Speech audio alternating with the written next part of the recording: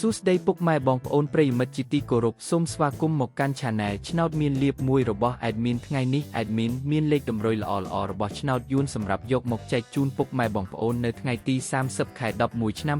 2025 នេះដូចនេះ Admin មិនចង់ចាយពេលវេលារបស់ពុកម៉ែបងប្អូនយូរតោះយើងមកតាមដានលេខតម្រុយឆ្នោតរបស់យើងទាំងអស់គ្នាសម្រាប់លេខតម្រុយ2លេខមានលេខ72លេខ34និងចុងក្រោយលេខ11សម្រាប់លេខតម្រុយអូស2លេខមានលេខតម្រុយទី1អូស70និងលេខតម្រុយចុងក្រោយអូស30សម្រាប់លេខតម្រុយ3លេខមាន272គុណនិង433គុណសម្រាប់លេខតម្រុយថ្ងៃនេះ Admin សូមជូនពរឲ្យពុកម៉ែបងប្អូននិងប្រិយមិត្តទាំងឡាយជួបតែសំណាងល្អទាំងអស់គ្នាហេងមានលាភមានជ័យ